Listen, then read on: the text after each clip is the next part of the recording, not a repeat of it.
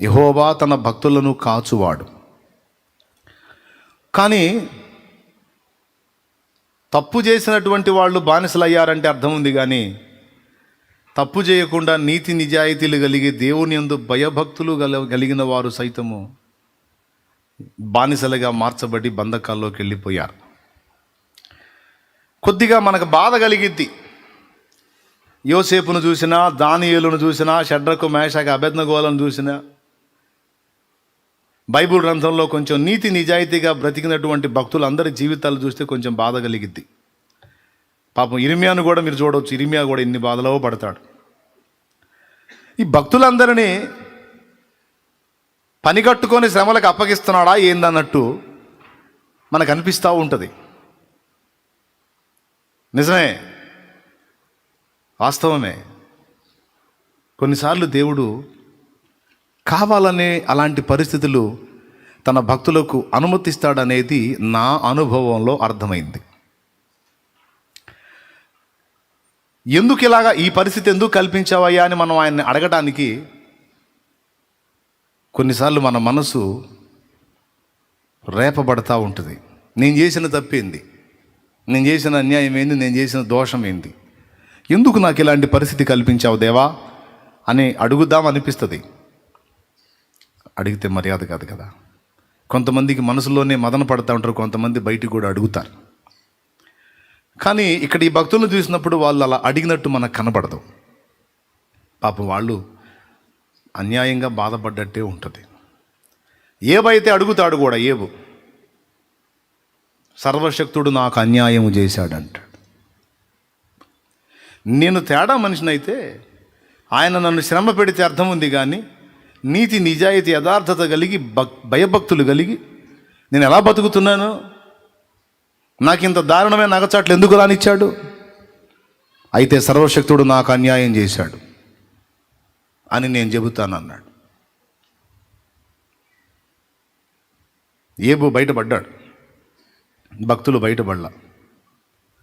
ఈరోజు మన ఆత్మీయ జీవితాన్ని కూడా మనం పరిగణలోకి తీసుకుంటే మన బ్రతుకును కూడా మనకి ఇలాంటి పరిస్థితులే కనపడతా ఉంటాయి.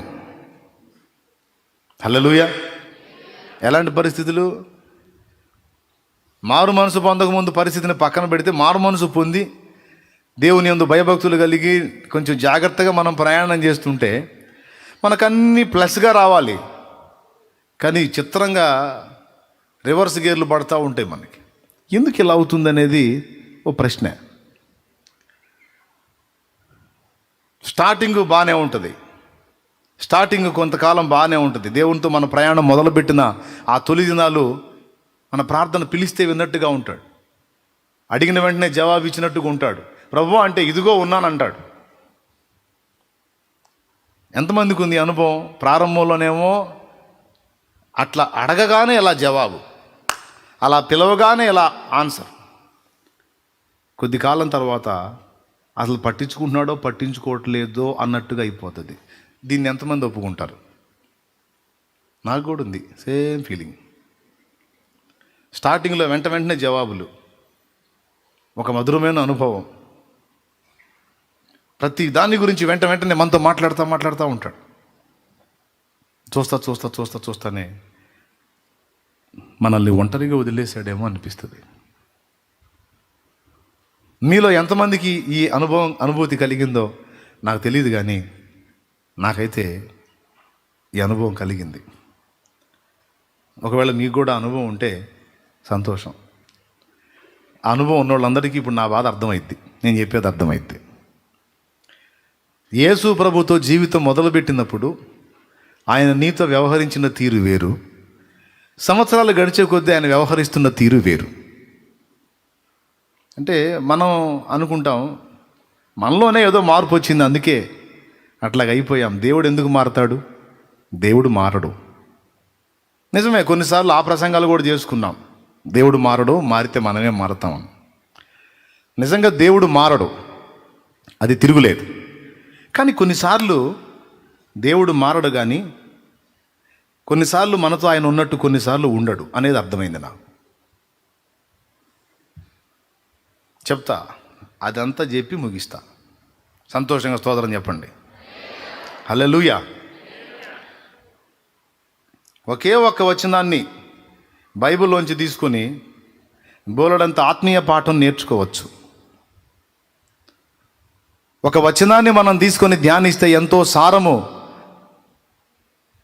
మనకు దొరుకుతుంది. అలాంటి జీవ గ్రంథం బైబిల్ గ్రంథం. సరే, ఆ మ్యాటర్ పక్కన పెడదాం, పాయింట్కి వద్దాం.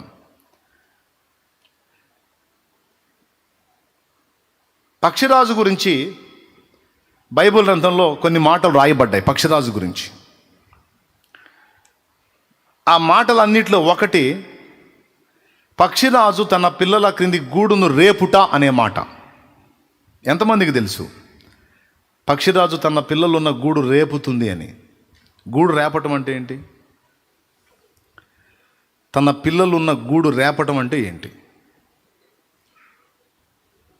అదేంది? ఒక్కొక్క పుల్ల తెచ్చి గూడు కట్టింది ఎవరు? గూట్లో పిల్లల్ని నిర్మించింది ఎవరు?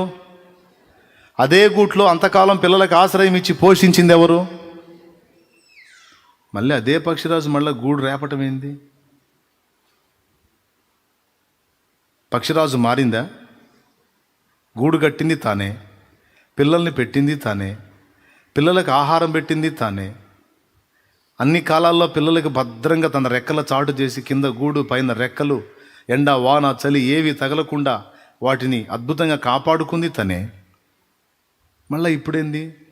గూడు రేపి పిల్లలు కింద పడిపోయేటట్టు పిల్లల్ని ఒంటర్లుగా చేయటం ఏంటి? దేవుడు తనను తాను కొన్నిసార్లు పక్షిరాజుతో పోల్చుకున్నాడు. పక్షిరాజు తన రెక్కల మీద పిల్లలను మోసినట్టు నేను మిమ్మును మోసి తిని, గ్రద్ద రెక్కలపై నేను మిమ్మును మోసి తిని అన్నాడు. పక్షిరాజు తన రెక్కల మీద పిల్లల్ని మోసిద్ది, అలా నేను మిమ్మును మోసి తిని దేవుడు తన్ను తాను పక్షిరాజుతో పోల్చుకున్నాడు.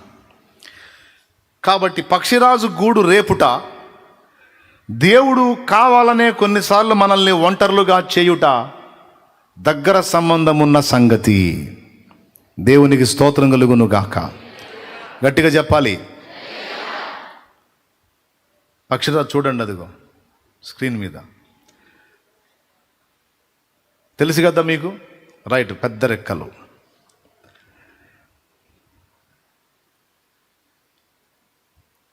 కావాలనే కొన్నిసార్లు దేవుడు మనల్ని కఠినమైన ప్రదేశంలో పరిస్థితుల్లో అలా వదిలేస్తాడట. ఇదే అనుభవం ఇశ్రాయేలు అరణ్య యాత్రలో కూడా మనకి దేవుడు రాయించి పెట్టాడు. ఇశ్రాయేలు ఐగుప్తు నుంచి బయటికి వచ్చినప్పుడు ఎర్ర సముద్రం దగ్గర వారంతా ఆగారు.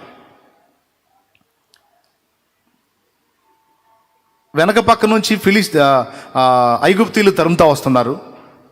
ముందుకు వెళ్ళడానికి ఎర్ర సముద్రం అడ్డుగా ఉంది. మధ్యలో వీళ్ళందరూ మోషేని సనగటం మొదలుపెట్టారు. మీకు అందరికీ తెలిసిందే, ఐగుప్తులో మనందరం సస్తే సమాధులు సరిపోవు, ప్లేస్ చాలదని సముద్ర తీరానికి తెచ్చాడు ఈ మోషే అనువాడు. ఇక్కడైతే ఎంతమంది నేను బూడిసిపెట్టవచ్చు ఇసుకలో, అందుకని తెచ్చాడు.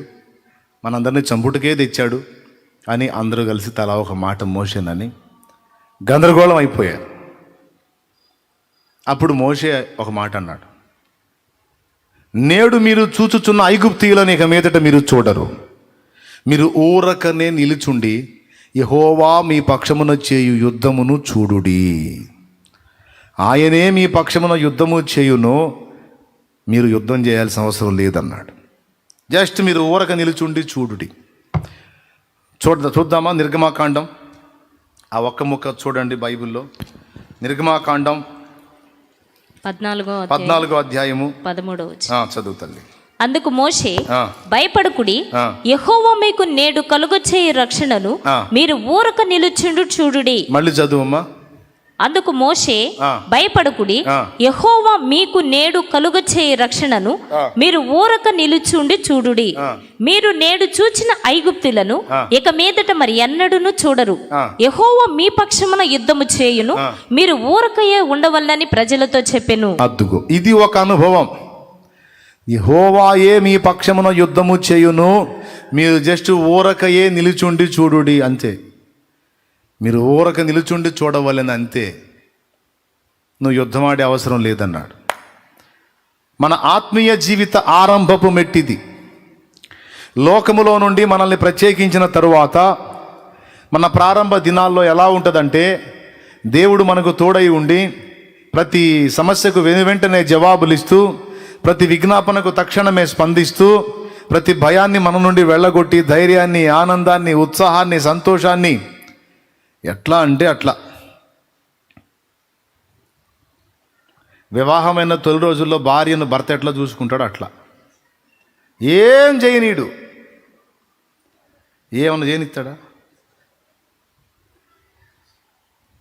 బోరింగ్ దగ్గరికి వెళ్ళి నీళ్లు తీసుకొస్తానండి అని పోయింది అనుకో, హే పిచ్చా నీకు, నేను లేనా, నాకు చెప్పొచ్చు కదా. అది గట్టిగా ఉంటుంది. ఆ బోరింగ్ కొట్టాలంటే ఎంత కష్టం అనుకున్నా నేను కొట్టి తీసుకొస్తా. నాకు ఫలానాది కావాలి, వెళ్ళి తెచ్చుకుందాం అనుకుంటున్నా, నీకు పిచ్చా, అంత గందరగోళంగా ఉంటుంది అక్కడ. నువ్వెందుకు, ఏం కావాలి చెప్పు, నేను పోయి తెస్తా అంట. అసలు ఏమీ చేయనీడు, పిచ్చిది మురిసిపోతూ ఉంటుంది. మా ఆయనకి నేనంటే ఎంత ఇష్టమో, అసలు నన్ను ఏమీ చేయనీయుడు, పక్క వాళ్ళకి తెగ చెప్పి ఎగిరి చెప్పిద్ది.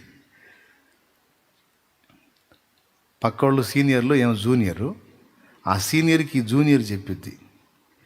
పక్క సీనియర్ వేదన పడుతూ ఉంటుంది, మా దుర్మార్గుడు నన్ను ఇట్లా టార్చర్ చేస్తున్నాడు, నన్ను ఇలా చేస్తున్నాడు, అలా చేస్తున్నాడు అని సీనియర్ జూనియర్ చెప్తే జూనియర్ అంటుంది, మా ఆయన అట్లా కాదు, అసలు నన్ను ఏమీ చేయనీడని మురిసిపోతూ ఉండదు.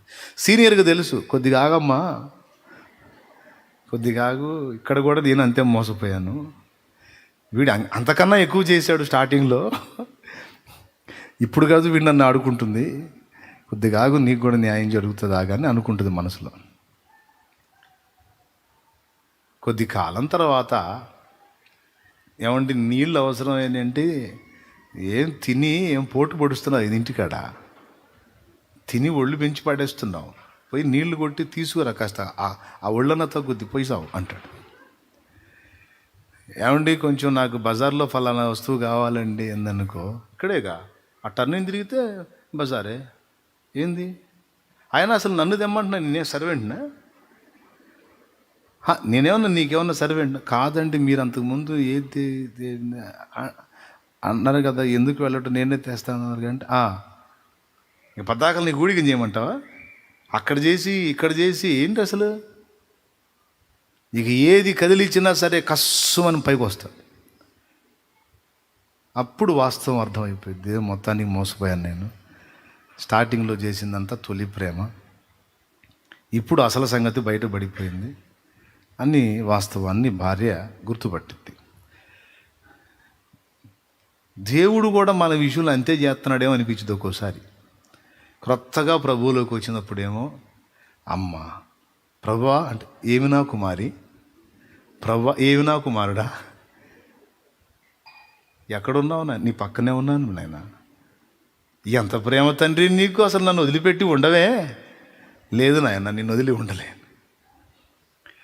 ఏ బాధ వచ్చినా, ఏ భయం వచ్చినా, ఏ శ్రమ వచ్చినా, ఏ సమస్య వచ్చినా ప్రభువా ఇదిగో వచ్చి తిని అనేవాడు. ఇది ఏ అనుభవం అంటే, ఇశ్రాయేలు ఐగుప్తు నుండి బయటికి వచ్చి ఎర్ర సముద్రం దగ్గర ఆగినప్పుడు మోషే చెప్పిన అనుభవం. మీరు ఊరకయే నిలుచుండి చూడుడి, నేడు మీరు చూచుచున్న ఐగుప్తీయులను ఇక మీదట చూడరు, యెహోవా వారిని హతము చేస్తాడు, ఆయనే మీ పక్షమున యుద్ధం చేస్తాడు, మీరైతే ఊరక నిలుచుండి చూడు. ఇక్కడ వీరికి యుద్ధము లేదు, వీరి పక్షమున వీరిని చాటు చేసుకుని దేవుడే వీరి పక్షాన యుద్ధం చేస్తాడు.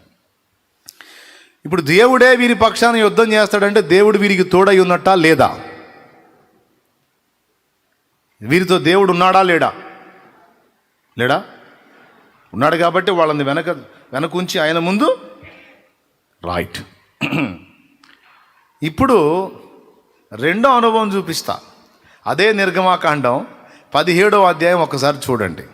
8 నుంచే చదువుతావా? చదువు. తరువాత అమాలేకీయులు వచ్చి రెఫీదీములో ఇశ్రాయేలుతో యుద్ధము చేయగా మోషే యెహోషువతో, మన కొరకు మనుషులను ఏర్పరిచి వారిని తీసుకొని బయలు వెళ్ళి అమాలేకీయులతో యుద్ధము చేయుము. రేపు నేను దేవుని కర్రను చేత పట్టుకొని ఆ కొండ శిఖరం మీద నిలిచేదనెను. యెహోషువ మోషే తనతో చెప్పినట్లు చేసి అమాలేకీయులతో యుద్ధమాడెను. మోషే అహరోను చాలు తల్లి. అంతకుముందు మోషే ఏం చెప్పాడా ఎర్ర సముద్రం దగ్గర? మీరు ఓరకనే నిలుచుండి చూడుడి, యెహోవాయే మీ పక్షమున యుద్ధం చేయనని చెప్పాడుగా. 2 సార్లు చెప్పాడు, మీరు ఊరకయ్యే నిలుచుండి చూడవలెను. 2 సార్లు చెప్పాడు ఆ మాట. ఎందులో?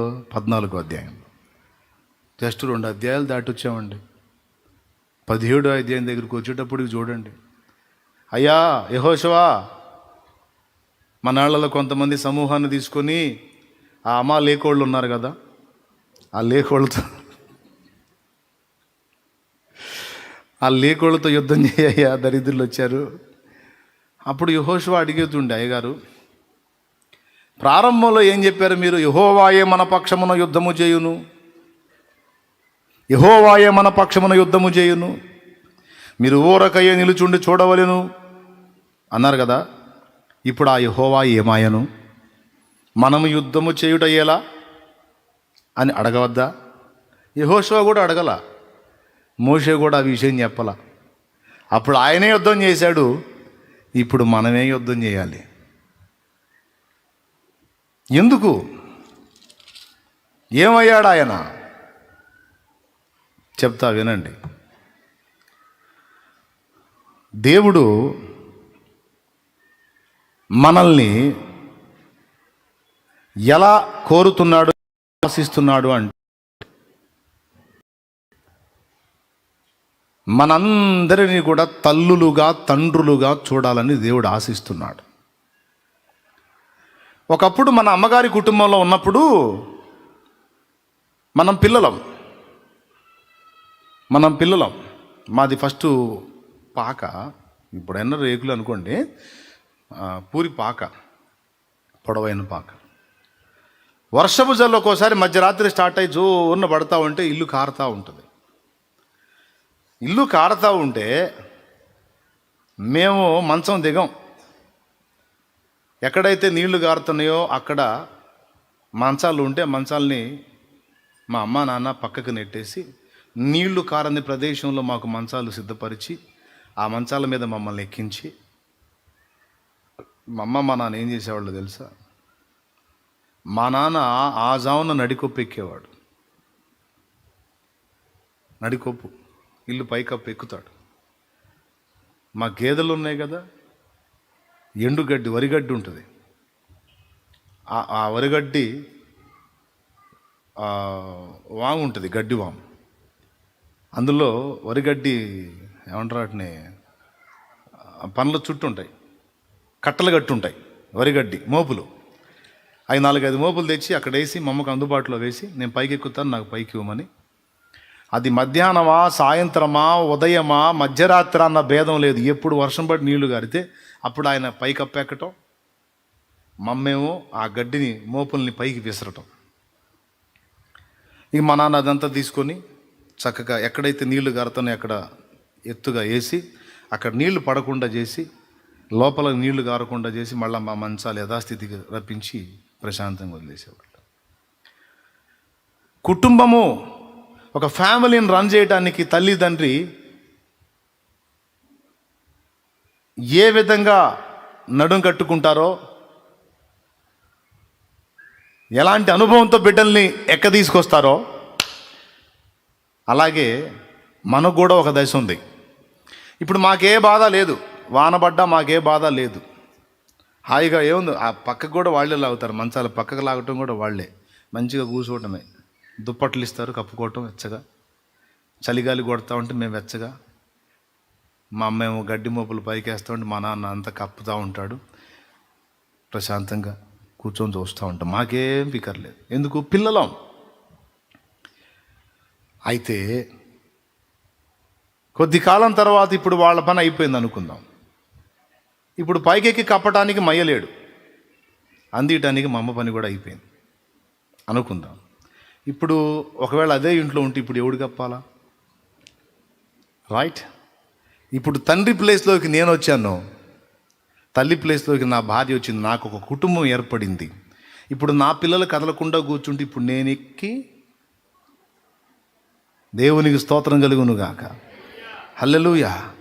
ఒకప్పుడు నేను పిల్లని అదే ఇంట్లో, ఇప్పుడు నేనే పెద్దనై అందులోని పిల్లలకు భద్రతనివ్వాల్సిన పరిస్థితి. మనందరినీ దేవుడు ఏ మెట్లో చూడగోరుతున్నాడు అంటే తండ్రులుగా, తల్లులుగా. అనేకులను ప్రభావితం చేసేటువంటి వ్యక్తులుగా మనల్ని చూడగోరుతాడు దేవుడు.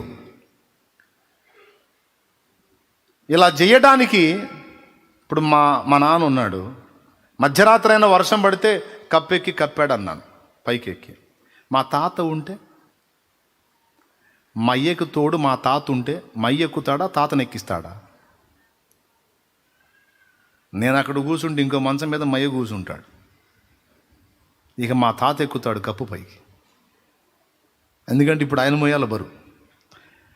కాబట్టి ఇల్లు మా నాన్నే కప్పునట్లు మా తాత మా నాన్నని ఒంటరిని చేసి వెళ్ళిపోయాడు. ఇప్పుడు ఆయన కప్పకపోతే ఆయన పిల్లలకు దిక్కు లేదు.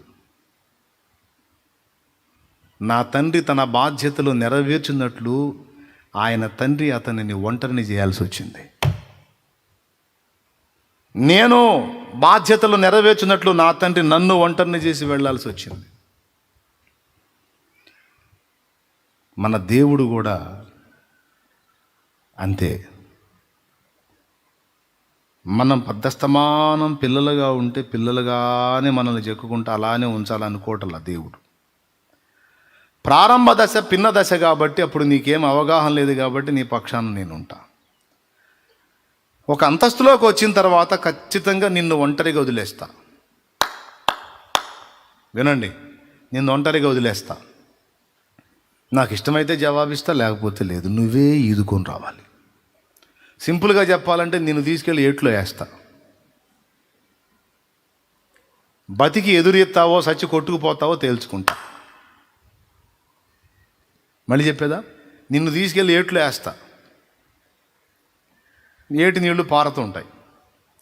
బతికి ఏటికి ఎదురీదుతావో చచ్చి కొట్టుకుపోతావో తేల్చుకుంటా. తప్పదు, నిన్ను ఒంటరిని చేయాల్సిందే. ఎందుకు నాయనా అంటే నీలో కొన్ని విషయాలను నేను చూడగోరుతున్నాను, నీలో కొన్ని సంగతులు వ్యక్తపరచబడగోరుతున్నాను నేను, అందుకు చేస్తాను ఆ పని. దేవునికి స్తోత్రం కలుగునుగాక, హల్లెలూయా. అందులో మొట్టమొదటి లక్షణం ఏంటంటే, ఇలా మనల్ని ఒక దశలోనేమో అన్నీ సపోర్ట్ చేసి అండగా నిలిచి, మరో దశలో మనల్ని ఒంటరితనంలోకి నెట్టేయటం వెనక ఆంతర్యం ఏంటంటే మన జాతిని నిర్ధారిస్తాడు. అక్కడ మన జాతిని నిర్ధారిస్తాడు. నంబర్ 1 రాసుకోవచ్చు, జాతి నిర్ధారణ కొరకు. దేవునికి మహిమ. జాతి నిర్ధారణ అని నేను ఎందుకన్నానో తెలుసా? ఒక కారణం ఉంది. మరి ఎవరు నాకు నెమలి పిల్లలు తెచ్చి ఇచ్చారు. నెమలి, మన జాతీయ పక్షి నెమలి పిల్లల్ని తెచ్చి ఇచ్చారు మన సహోదరులు, బుడ్డ పిల్లలు. నెమలిని బంధించకూడదు, ఫ్రీగా ఉంచాలి. నెమలిని బంధిస్తే కేసు, అటవీ శాఖ వాళ్ళు ఇబ్బంది పెడతారు. అందుకని ఆ నెమలి పిల్లల్ని చక్కగా గింజలేసి మంచిగా వాటిని ఫ్రీగా వదిలేసి, ఇక్కడే తిన్నాయి, ఇక్కడే తిరిగినాయి. నాటుకోడి దాంతోపాటు పెరిగిన పిల్లలు ఇవి. ఆ కోడి కింద ఈ నెమలి గుడ్లు వేస్తే అది ఆ నెమలి పిల్లల్ని పొదిగింది, పిల్లల్ని చేసింది. పొదిగిందేమో నాటుకోడి పెట్ట, గుడ్లేమో నెమలి గుడ్లు, పిల్లలైనాయి. ఇప్పుడు తల్లి ఎవరు అనుకుంటే? కోడి అనుకుంటే దాని వెంట తిరుగుతున్నాయి. ఆ కోడితో సహా ఈ పిల్లల్ని తీసుకొచ్చి ఇచ్చారు. కోడికి వాటికి అసలు సంబంధం లేదు, వాటితో తిరుగుతుంది. 2 పిల్లలు దాంతో తిరుగుతున్నాయి. సరే, ఇక ఆ కోడి ఎక్కడ కూర్చుంటే అక్కడ కూర్చుంటాయి. అది దిగితే ఇది దిగుతాయి, అది ఎక్కితే ఇవి ఎక్కుతాయి. మళ్ళీ పర్సనాలిటీలు తేడా. ఆ కోడేమో ఇంతే ఉంటుంది, ఏమో సైజులు ఉంటాయి. అయితే ఒక ఏజ్ వచ్చింది, ఒక టైం వచ్చింది. అప్పటిదాకా ఏమనుకున్నాయి? నేను కూడా కోడిని అనుకుంది అది. ఎందుకంటే మరి మా అమ్మ ఇదే కనపడుతుంది కదా. పర్సనాలిటీలో వేరియేషన్ ఉంది, గెటప్లో వేరియేషన్ ఉంది, కానీ వాటిని అవి చూసుకోవడానికి వాటికి అర్థమే లేదుగా. వాటి కళ్ళ ముందు ఏం కనపడుతుంది? ఈ చిన్న పూరి కోడి ఉంది కదా, వాటిని గుడ్లు పొదిగింది, అదే కనపడుతుంది. సో ఇది మా అమ్మ అనుకొని తిరుగుతూ ఉన్నాయి కొంతకాలం. మనం లోకస్తులతో తిరిగినట్టు. దేవునికి స్తోత్రం కలుగును గాక. హల్లెలూయా. మనం ఎవరితో తిరుగుతాం? లోకస్తులతో తిరిగినట్టు. కావాలని అప్పగిస్తాడు, లోకస్తుల మధ్యలో పెడతాడు నిన్ను. లోకస్తుల మధ్యలో పెడతాడు, శరీర సంబంధుల మధ్యలో పెడతాడు, శరీరానుసారాల మధ్యలోకి పోనిస్తాడు. ఆత్మ సంబంధుల మధ్యలో ఉంచి ఉంచి ఉంచి ఒకసారి తీసుకెళ్ళి శరీర సంబంధాల మధ్యలోకి నువ్వు ఎంటర్ అయ్యేటట్టు చేస్తాడు. అక్కడ నీ జాతి బయటపడాలి. నువ్వు ఒరిజినల్ దైవ జాతికి చెందిన వ్యక్తివి అనుకో, నీ వల్ల కాదు అక్కడ సహవాసం. అర్థమైందా? లోకస్తుల మధ్యలోకి నువ్వు వెళ్ళినప్పటికీ, వాళ్ళు పడ్డ పాటలు కొన్ని పడ్డప్పటికీ నీలోనే కొన్ని రకాల ఆలోచనలు పుడుతూ ఉంటాయి. మనం ఏదో తేడా పడుతున్నామే, మనది ఇది కాదే అని డౌట్ అనమాట. మన రూట్ ఇది కాదే, మనం దీనికి చెందిన వాళ్ళం కాదే, మనం ఏంది కొంచెం తేడా చేస్తున్నట్టున్నాం, మన చేష్టాలు కొద్ది కరెక్ట్గా లేవే, ఇది వీళ్ళ పోకడ నేను పోకూడదే, ఇది కరెక్ట్గా ఏదో డౌట్లు కొడుతుంటాయి. రావాలి, నీలో ఉన్న ఆ జాతి లక్షణం బయటికి రావాలి. నువ్వు ఏ జాతికి చెందిన వ్యక్తివి? దైవ జాతికి చెందిన వ్యక్తివా, సర్పజాతికి చెందిన వ్యక్తివో నిర్ధారణ కావాలి. కావాలంటే వాళ్ళ మధ్యలోకి వెళ్ళాల నువ్వు. అందుకే కొన్నిసార్లు నిన్ను అలాగ వాళ్ళ మధ్యలో నెట్టేస్తాడు. నీకు అర్థం కాదు ఇలా నెట్టబడ్డావని, నెట్టేస్తాడు, అనుమతిస్తాడు.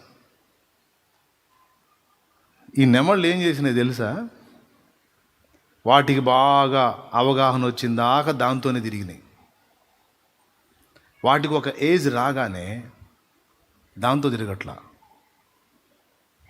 మదర్ అదే, గుడ్లు పొదిగింది అదే, కానీ దాంతో తిరగట్లా. స్వతంత్రంగా తిరగటం మొదలు పెడుతున్నాయి ఇవి. ఇక దేవునితో ఏ పక్షితో కలవట్లా.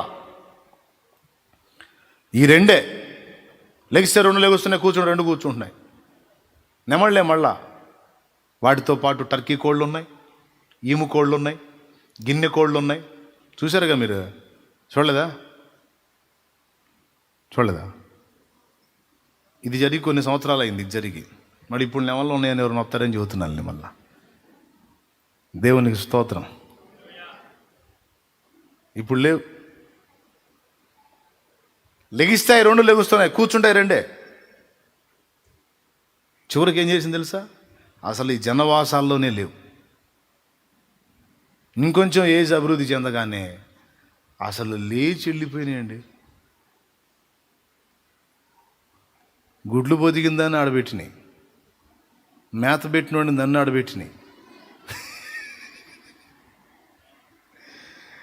మేత పెట్టి నీళ్లు పెట్టినోడు నన్ను ఆడబెట్టినాయి.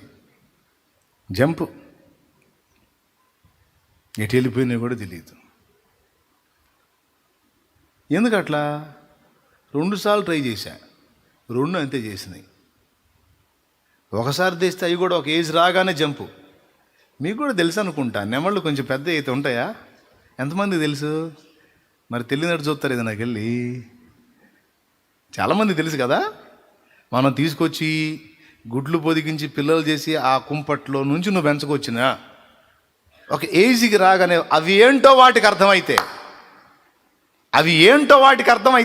ఉండవిక. ఇంకొకటి ఉంది ఇందులో, ఇంకొక సమస్య ఉంది. అవేంటో వాటికి అర్థం కావడానికి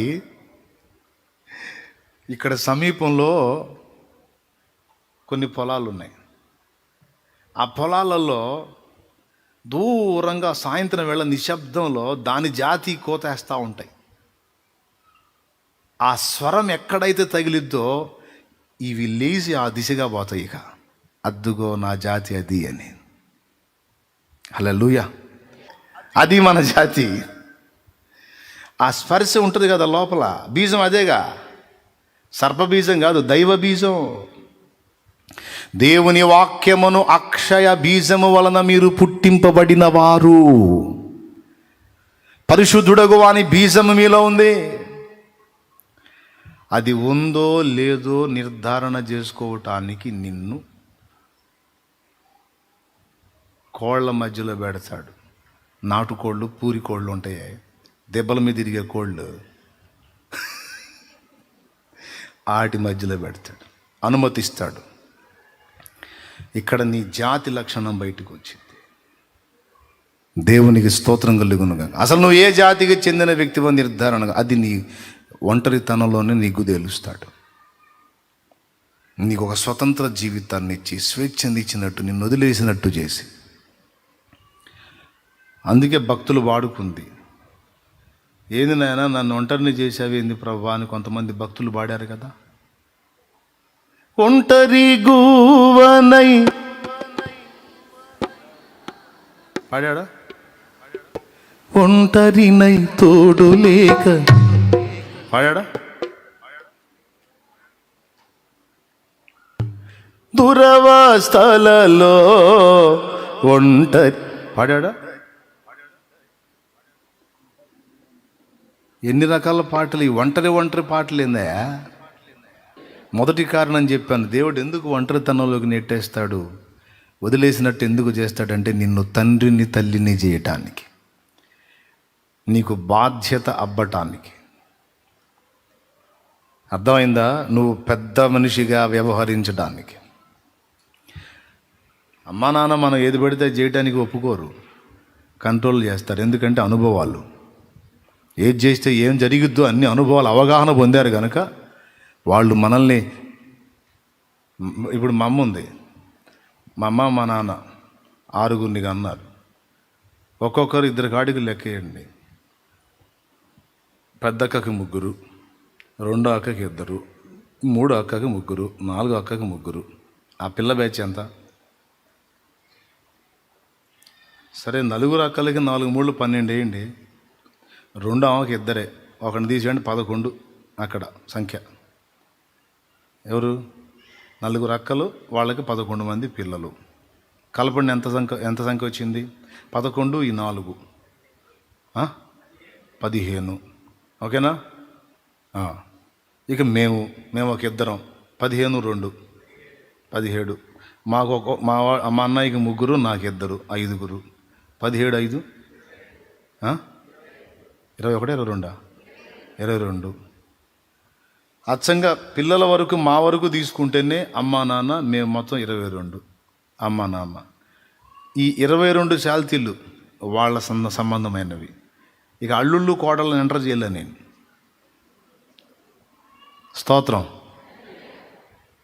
అర్థమైందా? వాళ్ళు అవుటర్స్ కాబట్టి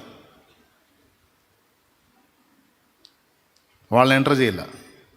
మా వరకు 22 మంది. దేవునికి మహిమ. ఇప్పుడు మా అమ్మ దేవుని కృప వల్ల ఇంకా సజీవంగానే ఉంది. మా అయ్య వెళ్ళిపోయాడు చీదరబుట్టి. అంటే మా అమ్మ మీద కాదులే, ప్రపంచం మీద చీదరబుట్టి వెళ్ళినట్టు. ఇప్పుడు మా అమ్మ సంతానం 4 ఆడపిల్లలు అయితే, ఆ ఆడపిల్లలకు పిల్లలు అయితే, ఆ పిల్లలకు పిల్లలు అయినారు. ఇప్పుడు మొత్తం అందరినీ లెక్కేస్తే 40 చిల్లర వచ్చారు. ఇంతమందికి తల్లి ఎవరు? అమ్మ. ఒకవేళ మా అమ్మకి ఇంకా దేవుడు దీర్ఘాయువు ఇస్తే వాళ్ళ పిల్లల్ని కూడా చూసే అవకాశం ఉందనుకోండి, ఇక డబుల్ అవుతూ ఉంటుంది సంఖ్య. అర్థమైంది? ఇంకా డబుల్ అయిపోతూ ఉంటుంది. అట్లాగా వెనకటి పెద్దోళ్ళు ఒక్కొక్కళ్ళు 60 మందిని 70 మందిని బ్యాచ్ మొత్తాన్ని నేసుకుని ముసలోళ్ళు ఎదురు కూర్చొని ఉంటారు. మీకు తగిలారు ఎక్కడన్నా? పల్లెటూళ్ళలో పోయి చూడండి, మొత్తం కుటుంబాలు మొత్తం గ్యాదర్ చేసుకొని ఒక్కోసారి చిన్న ఫంక్షన్ పెట్టుకొని ఫోటోలు దిగుతూ ఉంటారు. మొత్తం వెనక పక్క సైన్యం అంతా ఉంటుంది, ముసలోళ్ళు ఇద్దరు ఉంటారు. అంటే అది ఇంత కుటుంబానికి ఈ ఇద్దరినే దేవుడు వాడుకున్నాడు. ఒక కుటుంబం మీరు గమనించినట్లయితే ఒకవేళ ముసలోళ్ళకి 100 ఏళ్ల వరకు ఇచ్చాడు కాబట్టి ఏదో అయిపోతుంది, కానీ ఒక్కొక్కడికి 300-400 ఏళ్ళు కానీ సమయం ఇచ్చే పని అయితే ఒక్క ముసలోడు ముసలమ్మ వల్ల ఊరు తయారైద్ది.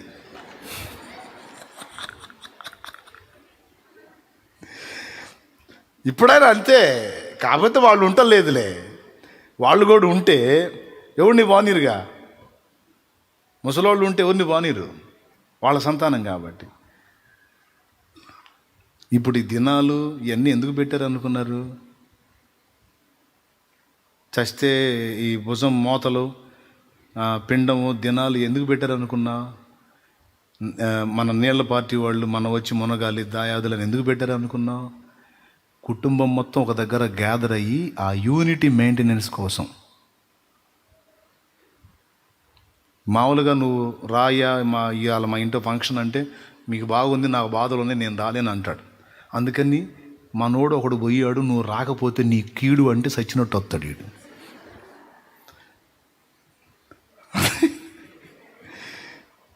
అర్థమైందా? నీకు అది ఇది, నువ్వు రాకపోతే నువ్వు పోతావు అన్నావు అనుకో, సచ్చినట్టు వస్తాడు. ఎందుకు వచ్చిన గొడవ అని సాగుకు వస్తాడు, దినానికి వస్తాడు, అన్నిటికి వస్తాడు. ఎందుకని? గ్యాదర్ చేయడానికి, ఆ అనుబంధాన్ని కొనసాగించడానికి. ఎందుకు ఈ మాట చెప్తున్నానంటే, ఒక ఊరునే ఈరోజున్న గ్రామాలు చాలా వరకు ఇద్దరి నుండి ఉత్పత్తి అయినటువంటి కుటుంబాలు చాలా ఉన్నాయి. దీన్ని అంతటిని ఎందుకు చెప్తున్నానంటే, ఒకవేళ వాళ్ళని దేవుడు ఉంచితే ఈ మొత్తాన్ని ఏలేటువంటి వాళ్ళు ఆ ఇద్దరే అవుతారు. అలాంటి కుటుంబంలో ఆదాము కుటుంబమే భూలోకం మీద ఉన్న మనుషులందరూ. ఈ కుటుంబం, భూమి మీద ఉన్న కుటుంబం మొత్తానికి పెద్ద ఎవరో తెలుసా? ఆదాము. ఇక్కడ ఏం జరుగుతుంది? ఒంటరిగా వదిలేసినందున కొడుకు కాస్త తండ్రి అవుతున్నాడు. తండ్రి లైన్లో ఉన్నంత వరకు కొడుకుగానే ఉంటాడు, పిల్ల చేష్టాలు చేస్తానే ఉంటాడు. నీ తిప్పలు నువ్వు బడ్రని వదిలేస్తే, మీరు కావాలంటే చూడండి, కొంతమంది తల్లిదండ్రులు కావాలని పిల్లల్ని వేరు చేస్తూ ఉంటారు, వేరు పెడతారు. పురుషులు చేతులు ఎత్తండి, పెళ్ళిళ్ళు చేసుకున్న వాళ్ళందరూ చేతులు ఎత్తండి, సగం సరిగా చేతులు ఎత్తండి. లేడీస్ కూడా మ్యారేజ్ లేని వాళ్ళందరూ చేతులు ఎత్తండి. మీ అత్తగారింట్లో కలిసే ఉంటున్నారా, వేరుపడ్డారా? వేరుపడ్డా ఉన్నవాడు చేతులు ఎత్తండి. రైట్. మీరు కూడా వేరుపడ్డారా, అమ్మోళ్ళతో కలిసే ఉంటున్నారా? వేరే. రైట్. ఎందుకు వేరు? మీరు వేరుపడ్డారా, వాళ్ళే మిమ్మల్ని వేరు పెట్టారా? అది ఎక్కువ శాతం మంది ముసలివాళ్ళే ఈ పిల్లల్ని వేరు పెడతా ఉంటారు. వేరు పెడతారు. ఎందుకు? సగం కారణమేమో కోడలు కొన్ని కుటుంబాల్లో, కానీ సగానికి పైగా కారణం కొడుకే. తల్లిదండ్రి చాలాసార్లు బాధపడతారు వేరే వాళ్ళతో చెప్పి. వీడేంది ఫ్యామిలీ మ్యాటర్ చెబుతున్నాడు అనుకోవాకండి. నేను చెప్పే ఈ లోతైన సంగతి మీకు ఈజీగా అర్థం కావటానికి చెబుతున్నా. ఏం చెబుతారు తెలుసా? మా వాడికి ఇంకా పిల్ల చేష్టలు బాగాలేదా, పెళ్లి చేసుకున్నాడు, వాడు కూడా పిల్లలు పుట్టారు, కానీ ఇంకా పిల్ల చేష్టాలు బాధ్యత గుర్తుపట్టట్లే. ఏదన్నా చెయ్యరా అని వాళ్ళ అమ్మ చెబితే, నానున్నాడుగా నాన్న చూసుకుంటాడు, నేను పోయేదేందే అని కొక్కరెత్తనాడు, వెళ్తున్నాడు. నేనేం చేయాలో అర్థం కావట్లంటే పక్కనున్న వెంకట్రావు సలహా ఇస్తాడు సుబ్బారావుకి. ఏం చేసేది ఏముంది, వేరు పెట్టు,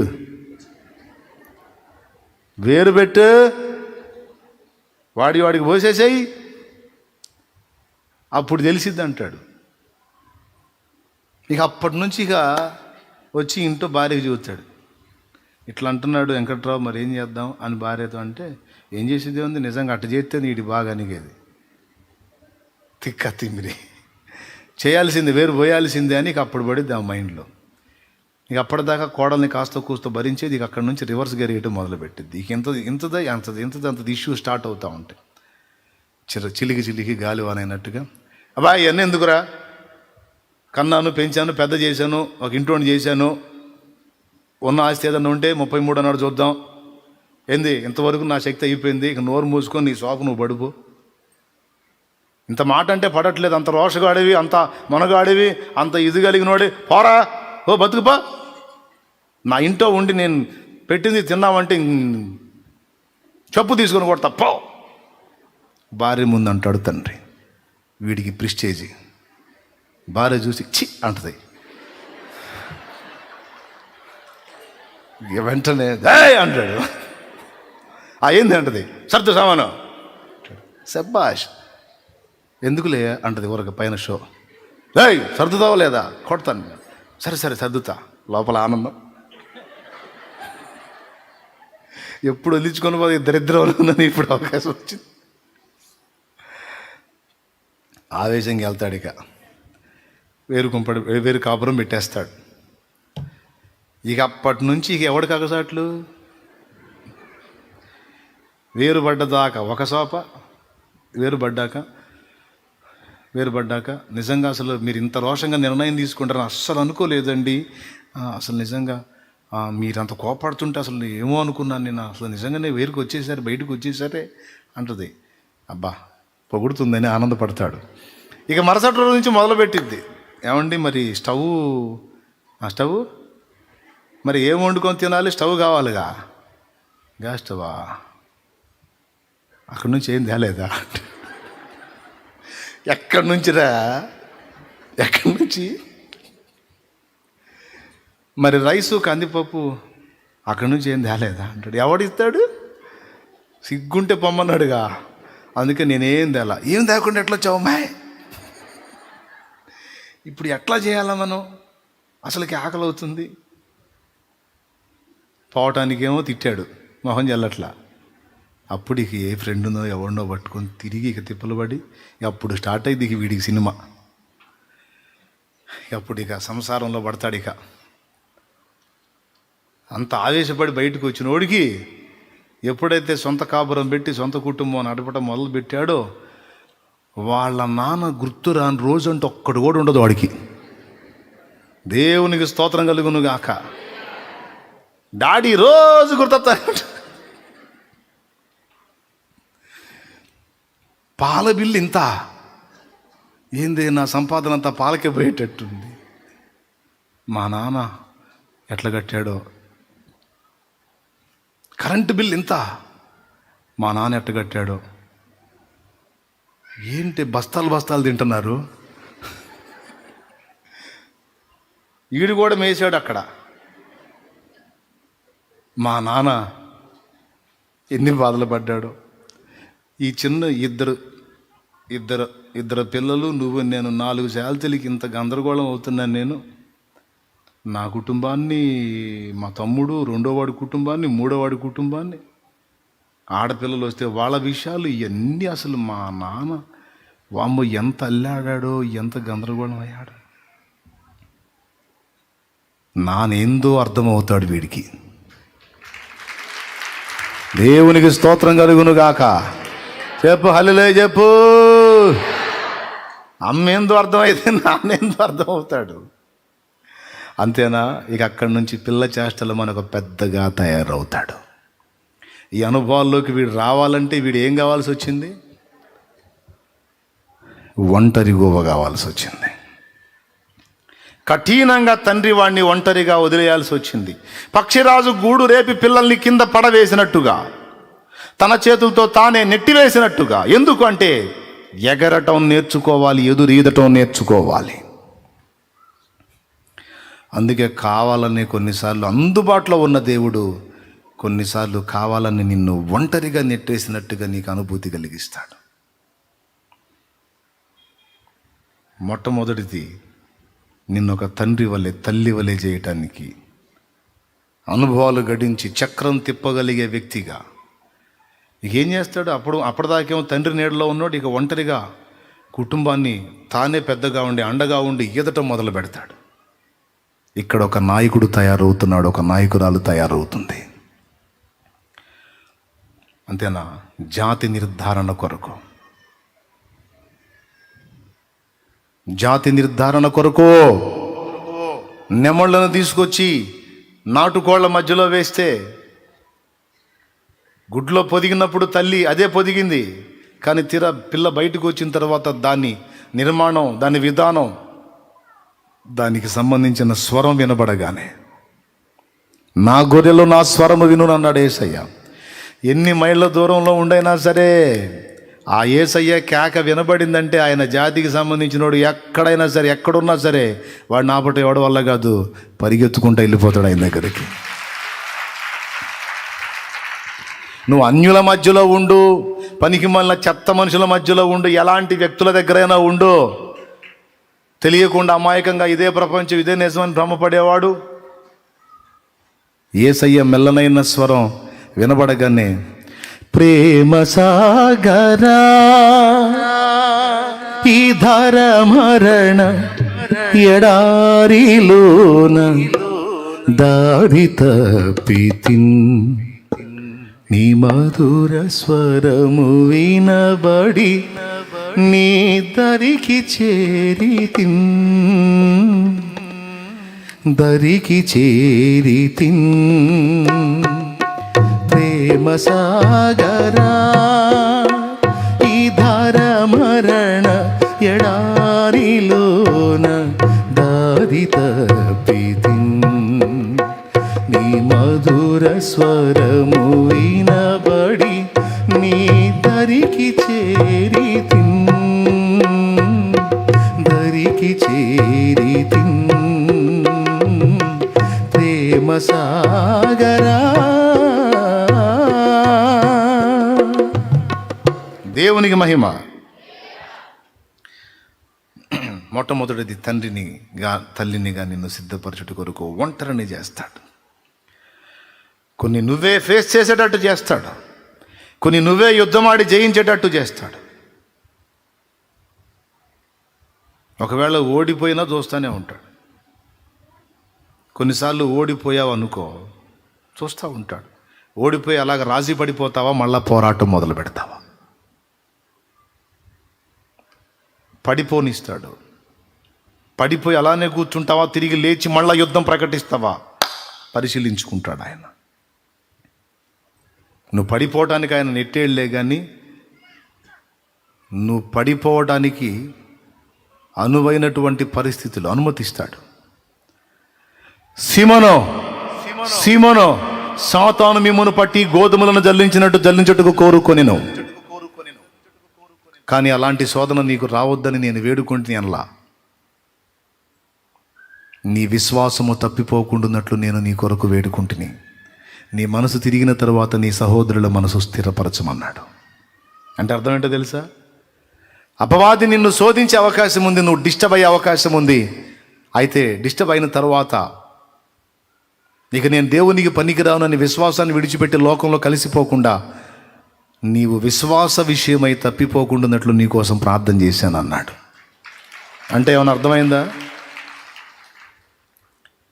పడిపోవటం రెండు విధాలు. దేవునిలో నుండి లోక సంబంధమైన పాపములో క్రియల్లో పడిపోవటం. రెండవది అసలు దేవుని నుండే దూరం అయిపోయేటట్టు విశ్వాసములో పడిపోవటం. పేతురు పడిపోయాడు, ఇస్కరియోతు యోధా పడిపోయాడు. పేతురు పడిపోయాడు ఎందులో? దేవుని కొరకు సాక్షిగా నిలవలేక ఒక ఆడపిల్లకు భయపడి పడిపోయాడు. అప్పటిదాకా యేసుతో ఉండి సడన్గా ప్రాణాన్ని కాపాడుకోవడానికి భయపడి ఆ యేసు ఎవరో నాకు తెలియదని అబద్ధాలు ఆడేశాడు. నమ్మకత్వంలో పడిపోయాడు. పడిపోయాడా? పడిపోలేదా? కానీ తిరిగి లేచాడు. చూడండి, యేసెవరో నాకు తెలియదని నమ్మకత్వం విషయంలో పడిపోయినా, నేను ఆయనకి అపనమ్మకస్తున్నైనా ఆయన నాకు నమ్మదగిన వాడని ఆయనను హత్తుకోవటం మానలేదు, ఆయన దగ్గరికి తిరిగి వెళ్ళటం మానలేదు, తిరిగి ఆయన్ని కలుసుకున్నాడు. కానీ యూదా అట్లా కాదు. యూదా తేడా పడ్డాడు. 30 వెండి నాణ్యాలకు ప్రభువు నమ్మాడు. అలా పడిపోవటమే కాదు, అసలు విశ్వాసంలోనే పడిపోయాడు. ఎట్లనో తెలుసా? ప్రభువు ఇక నన్ను క్షమించడు, నేను ఇంత తప్పు చేశాను కనుక ఇక ఆయన నన్ను ప్రేమించడు అని దేవుని ప్రేమను, దేవుని కృపను, దేవుని మమతను, దేవుని నమ్మకత్వాన్ని అతడు నమ్మలేక ఇక నాకు అవకాశం ఉండదు దేవుని దగ్గర అని తనంతట తానే తన ప్రాణాన్ని తీసుకున్నాడు. అది నిజంగా పడిపోవటం అంటే. విశ్వాస విషయంలో పడిపోయాడు యూదా. ఆత్మీయ జీవితంలో కొన్ని శోధనల్లో మాత్రమే పడిపోయాడు కానీ విశ్వాసంలో పడిపోలేదు పేతురు. ఆత్మీయ జీవితంలో కొన్ని భంగపాట్లు ఎదురైనప్పుడు కొంతమంది పడిపోతుంటారు. అలా పడిపోయిన వాళ్ళు తిరిగి లేవచ్చు, లేచే అవకాశం ఉండొచ్చు. కానీ విశ్వాస విషయంలో పడిపోయిన వాటికి లేవడానికి అవకాశం ఉండదు. అది యూదా పాపం అన్నమాట. యూదా దేవుడు నన్ను క్షమించడు అని నమ్మాడు. దేవుడు నన్ను క్షమిస్తాడు, ఆయన దగ్గర కృప దొరుకును అని విశ్వసించలేకపోయాడు. ఎంత తప్పు జరిగిందో చూడు. పేతురైతే నేనైతే అబద్ధమాడి తిని కానీ ప్రభు కృపను బట్టి నన్ను క్షమిస్తాడు, తిరిగి నన్ను ఆయన ఆమోదించే అవకాశం ఉంది. ఎందుకంటే నేను తేడా కావచ్చు కానీ నా ప్రభు తేడా కాదు. నేను ఆయనకు నమ్మకంగా ఉండలేకపోయినప్పటికీ ఆయన నాకు నమ్మదగిన వాడు గనుక కనికరముతో నన్ను చేర్చుకుంటాడు అని నమ్మటమే ఎంత ప్లస్ అయిందో. అలా అతడు నమ్మునట్లు దేవుడు వేడుకున్నాడట ప్రభు పేతురు కోసం. ఈ అబద్ధం ఆడతాడు, ఆడి ఇక నేను తగను, నేను పనికిరాను అని యూదాలాగా పేతురు కూడా ఉరిపెట్టుకోకుండాన్నట్లు వేడుకున్నాడు. ఆ ప్రార్థన విని తండ్రి పేతురు విశ్వాస విషయంలో తప్పిపోకుండా కాపాడాడు. అందుకే పేతురు నిలబడి తర్వాత సంఘాన్ని నిలబెట్టాడు. ఎంతమందికి అర్థమైందో ఏమో, మరి కష్టపడి చాలా వివరంగానే చెప్పాను. మరి సంతోషం.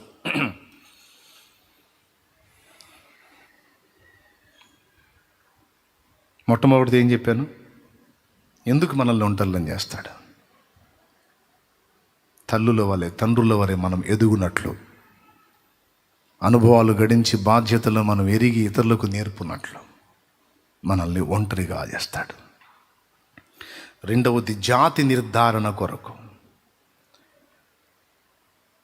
ఎంత నాటుకోళ్లతో తిరిగినా నెమ్మళ్ళు వాటి ఏదొచ్చేటప్పటికి ఉండవు. అవి వాటి ప్లేస్ వేరు, ఎగిరిపోతాయి అంతే. పెద్ద పెద్ద రెక్కలు జమ్మని ఎగిరిపోతాయి. చూడటానికి కూడా మళ్ళా రావు. నిజం, రాలా ఒక్కడు కూడా. 4 తెస్తే జంపు. తండ్రి సన్నిధిలో ఇప్పటిదా గింజలు తిన్నాం కదా, కొంచెం చూద్దామని మళ్ళీ తిరిగి రాలా. మన వ్యవహారం కూడా అంతే.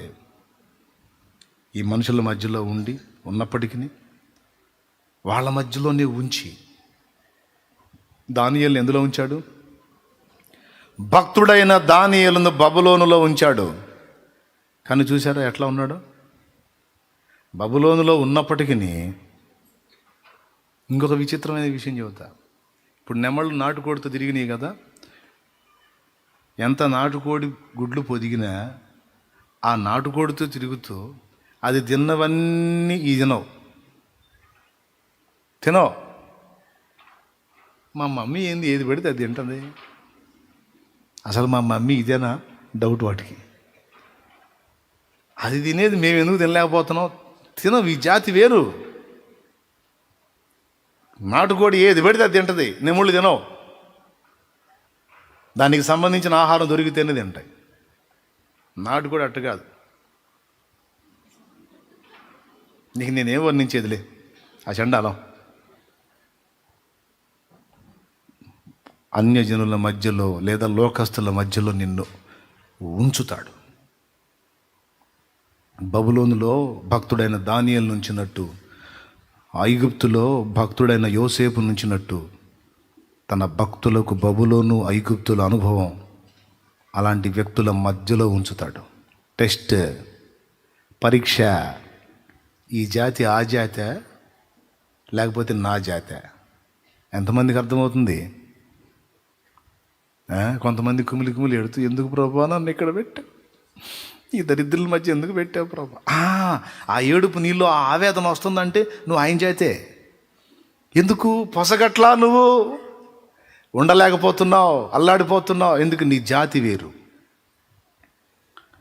మిగిలిన వాళ్ళతో కలిసి ఉండలేవు. గొర్రెపిల్ల పందులతో ఉండలేదు.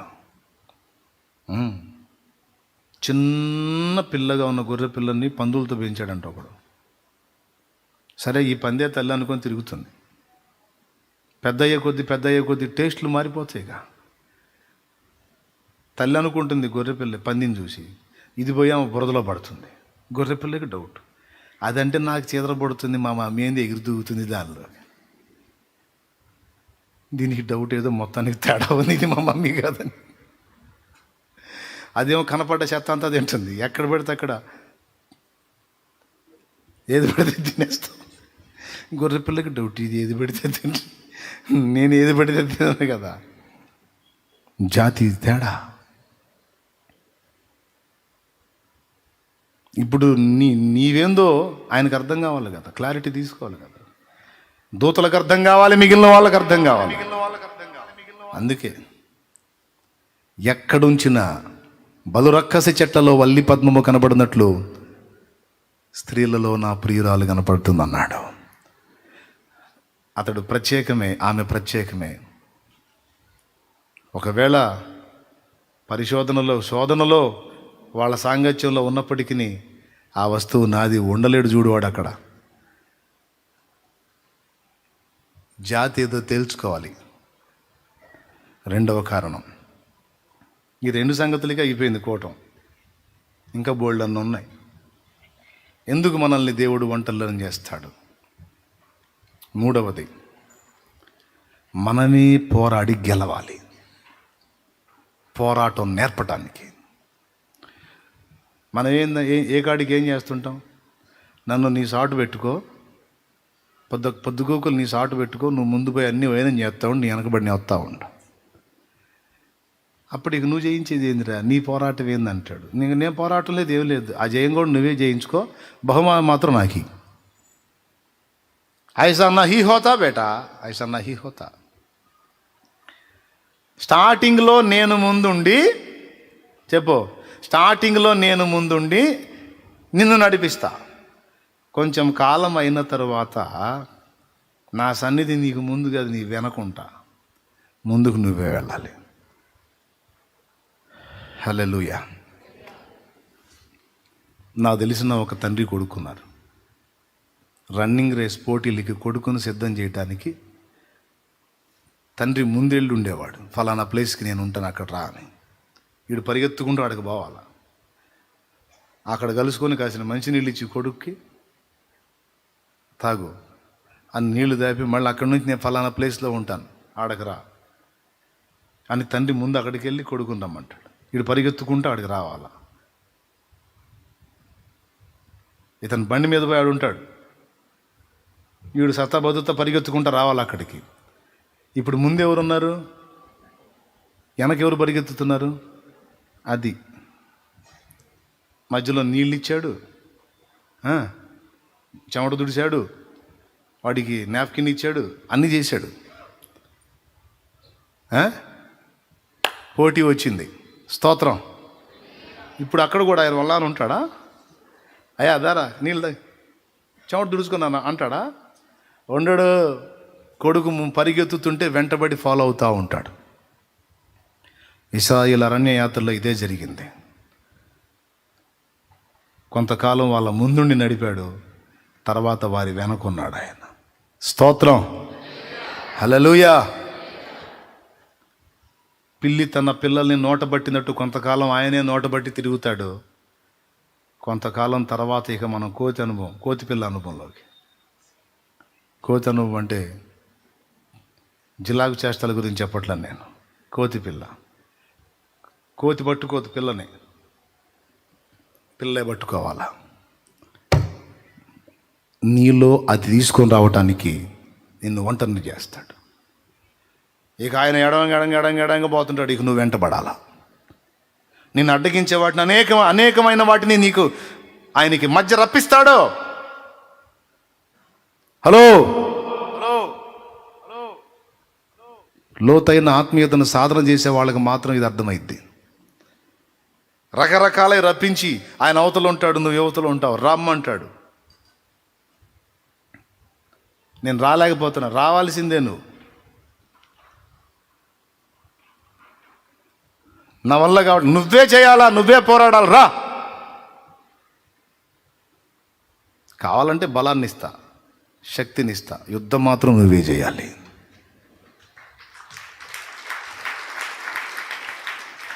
నీలో వీరత్వాన్ని, పోరాట పటిమని, వీరోచితాన్ని వెలికి తీయటానికి దేవుడు నిన్ను ఉంచుతాడు అక్కడ, అంతే.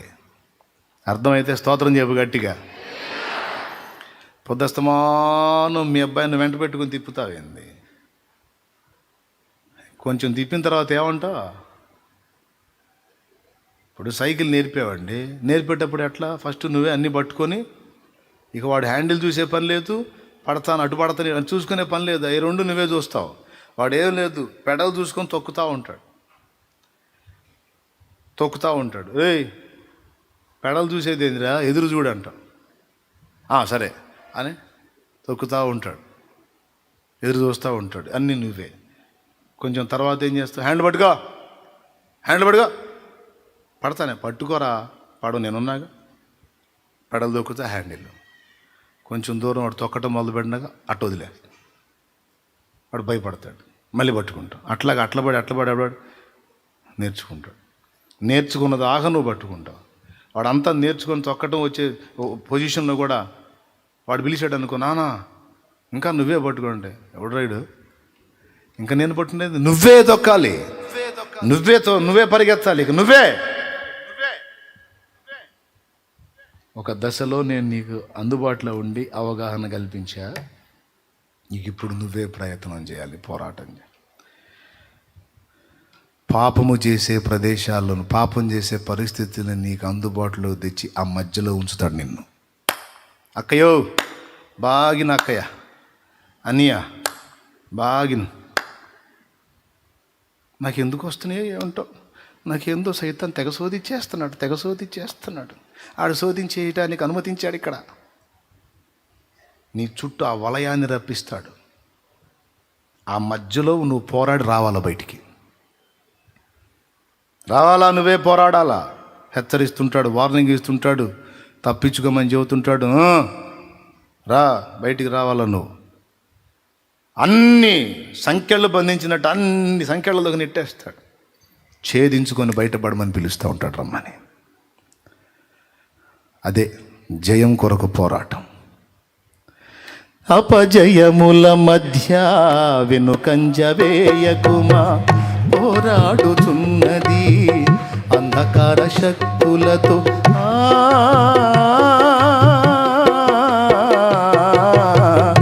అపజయముల మధ్య వెనుకంజ వేయకుమా, పోరాడుతున్నది అంధకార శక్తులతో.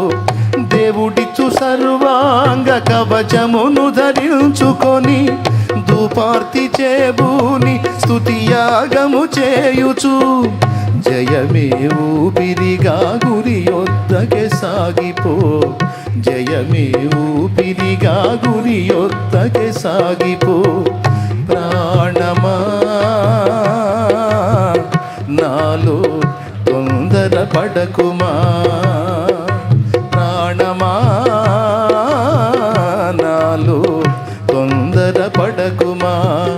ఎందుకింక కన్నీరు, ఎందుకా వేదన, నీ దుఃఖ దినములని సమాప్తమైనవని తెలుసుకొనేస్తమా, యేసయ్య మాటిది. హల్లెలూయా. ఆకర్షణలు కావచ్చు, పాప ఇచ్చలు కావచ్చు, భోగేచ్ఛలు కావచ్చు, లోకాపేక్షలు కావచ్చు, ప్రతికూలతలు కావచ్చు, సమస్యలు కావచ్చు, ఒక సుడిలోకి నెట్టబడ్డట్టుగా ఆటిల్లో పడితేనే అసలు నీలో ఉన్నది ఏందో బయటికి వచ్చింది. అది బయటికి నీలో ఉన్న సత్తువ శక్తి దేవుడిచ్చింది ఏముందో అది నీలోంచి వ్యక్తపరచబడాలంటే వాటి మధ్యలో నలిగినప్పుడే వ్యక్తం అవుతుంది. అర్థం కాదు చాలామంది, ఎందుకు ఇట్లా అవుతుంది అని.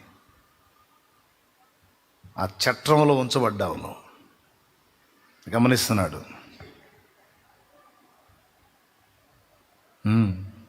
నీ ఎవ్రీ డే రికార్డ్ అవుతుంది అక్కడ, నీ ఎవ్రీ మూమెంట్ రికార్డ్ అవుతుంది అక్కడ. సైలెంట్గా గమనిస్తూ ఉంటాడు. ఏ ఘట్టంలో ఎలా స్టెప్ తీసుకుంటున్నావు, ఎక్కడెక్కడ ఎలా స్పందిస్తున్నావు, ఎంతవరకు చేంజ్ వచ్చింది, ఎంతవరకు నువ్వు ప్రతిఘటిస్తున్నావు, ఎంతవరకు ఎదురు తిరుగుతున్నావు, ఎంతవరకు నీలో పోరాట పటిమలో మార్పు వచ్చింది, అంత అబ్జర్వ్ చేస్తూ ఉంటాడు ఆ జగన్నాటక సూత్రధారి. కొన్నిసార్లు దెబ్బలు తిని గాయాలైనప్పుడు ఓదారుస్తాడు, భయపడవాడు, జస్ట్ కట్టుగట్టి వెళ్తాడు. మళ్ళీ నువ్వే తనులు తినాలి, మళ్ళీ ఫైట్ చేయాలి. మళ్ళీ పూర్తిగా అసలు నువ్వు మొత్తానికి పోకుండా మళ్ళీ వచ్చి కొంచెం అప్పుడప్పుడు అరుదుగా. ఇప్పుడు కూడా అప్పుడప్పుడు మనకు ఆయన సన్నిధి అనుభవం తగులుతుంటుంది చూడు.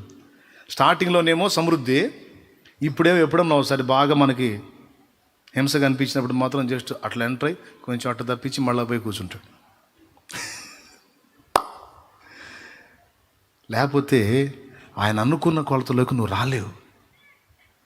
కాబట్టి నెంబర్ 1 నీ జాతి నిర్ధారణ కొరకు, నెంబర్ 2 తల్లి వలె తండ్రి వలె ఒక పెద్దగా నిన్ను చేయుట కొరకు, నెంబర్ 3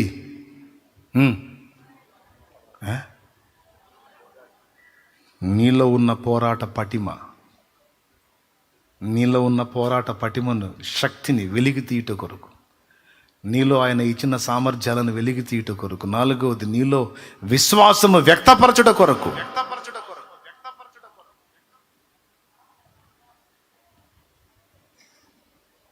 ప్రతి మెట్టులో నీ విశ్వాసాన్ని ఎలా వ్యక్తం చేస్తున్నావో ఆ విశ్వాసం వ్యక్తమవుతూ ఉంటుంది. కఠిన పరిస్థితుల్లోనే విశ్వాసం వ్యక్తమయ్యేది. అన్ని సజావుగా సాగుతున్నప్పుడు నువ్వు ప్రభువుని సేవించటం విశ్వాసం ఎలా అవుతుంది? మళ్ళీ చెప్తా, అన్ని సజావుగా సాగుతున్నప్పుడు నువ్వు ప్రభువుని వెంబడించడం సేవించటం విశ్వాసం ఎలా అవుతుంది, ఎలా బయటపడుతుంది? అన్ని రివర్స్ అవుతున్నప్పుడు నువ్వు ప్రభువుని విశ్వసిస్తావు చూడు, ప్రతికూలతల్లో విశ్వసిస్తావు చూడు, ఆ ప్రతికూలతలోనే నీ విశ్వాసం అనేది నిగ్గుదేలుతుంది, వ్యక్తపరచబడుతుంది, బహుమానం పొందనర్హమవుతుంది. ఏమంటున్నాడు? శోధింపబడిన మీదట నేను సువర్ణమై మారెదను. శోధింపబడిన మీదట నేను సువర్ణమై మారెదను. నేను వెళ్ళే మార్గము నా యేసుకే తెలియును. నేను వెళ్ళే మార్గము నా యేసుకే తెలియును. స్తోత్రం. నా కుమారుణ్ణి అంత కఠినమైన పరీక్షలో ఉంచాను నేను, అంత కఠినమైన చేదైన పరీక్షలో ఉంచాను నా కుమారుణ్ణి. దూతలారా, అనుకూలంగా ఉన్నప్పుడు అతను నాకు విశ్వాసం చూపుట కాదు, ప్రతికూలతలలో ఉండి కూడా నన్ను విశ్వసించాడు. ఇప్పుడు చెప్పండి, అతను బహుమానానికి పాత్రుడా కాదా అని అడుగుతాడు. ప్రతికూలతలలో, కఠిన పరిస్థితులలో తను ఊహించని చేదైన అనుభవాల్లోకి నెట్టేశా నా కుమార్తెని. అయినా నన్ను హత్తుకుంది నా బిడ్డ. హల్లెలూయా. అయినా నన్ను పెనవేసుకుంది నా కుమారి. దూతలారా చెప్పండి, నా బిడ్డ విశ్వాసాన్ని బట్టి ఇప్పుడు బహుమానానికి పాత్రురాలు కాదా? అవును తండ్రి, ఆమె బహుమానానికి పాత్రురాలు.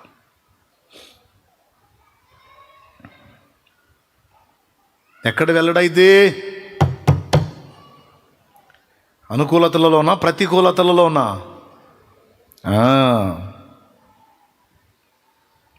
దేవునికి మహిమ. మరి ఇప్పుడు ఆ విశ్వాసం వెల్లడై నువ్వు బహుమతి పొందాలంటే ఎందులో నెట్టాలా, ఎందులో తేలాల రంగు?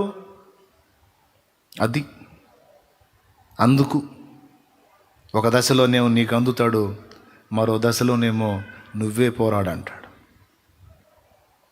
ప్రార్థన చేస్తున్నా, నువ్వు పోరాడమని చెయ్యి ప్రభువా. ప్రార్థన చేస్తున్నా, నువ్వే పోరాడు ప్రభువా. నేనే పోరాడి నువ్వు బహుమానం తీసుకుంటా. ఏ పుట్టిందమ్మా నీ పుట్టక అంటాడు. దేవునికి డాడియా రన్నింగ్ రేస్లో నేను ఫస్ట్ క్లాస్లో రావాలి లేదా ఫస్ట్ ప్రైజ్ కొట్టేయాలని నన్ను పరిగెత్తిస్తున్నావు కదా, నాకంటే భలే బాగా పరిగెత్తుతున్నావు కదా డాడియా, నువ్వే పరిగెత్తవచ్చు కదా, నేను కప్పు తెచ్చుకుంటా అంటే ఎట చూస్తాడు మన డాడీ?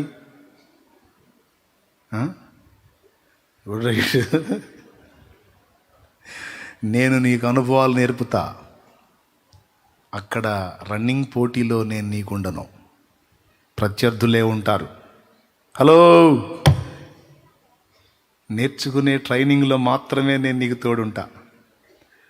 రంగంలోకి దిగిన తర్వాత ప్రత్యర్థులే ఉంటారు, నేను ఉండనురా, నేను పక్క నుండి చూడటమే. అక్కడక్కడ రేబాయ్ శబ్బాష్ చలో పరిగెత్తు అని చెప్పటమే మన పని. పరిగెత్తి పరిగెత్తి ముందుకు పడతావో వెనక్కి పడతావో, ఏమవుతావో, గెలుస్తావో ఓడిపోతావో చూస్తా ఉంటా, ప్రోత్సహిస్తా, అవసరమైతే చేతులుపుతా.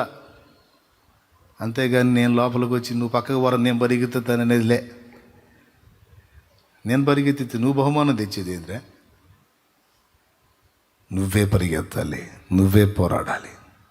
ఆ అవగాహన కల్పించేంత వరకు నేను నీతో ఉంటా. తర్వాత నీ ప్రత్యర్థుల మధ్యలోకి దించుతా నిన్ను. ఇప్పుడు నీ ప్రత్యర్థులు ఎవరు? లోకాశలు, శరీరాశ, నేత్రాశ, జీవపుడంబం, భోగేచ్ఛలు, కామేచ్ఛలు, పాపేచ్ఛలు, ప్రలోభాలు, అన్ని అగచాట్లు, హింసలు, నిందలు, అవమానాలు, వ్యతిరేకతలు, ప్రతికూలతలు. నీ ప్రత్యర్థులు దయ్యాలు, దురాత్మలు, దుష్టశక్తులు, నీ ప్రత్యర్థులు. వీటన్నిటి మధ్యలో పెడతా నిన్ను. అర్థమైతే గట్టిగా స్తోత్రం చెప్పు, అర్థం కాకపోయినా చెప్పు.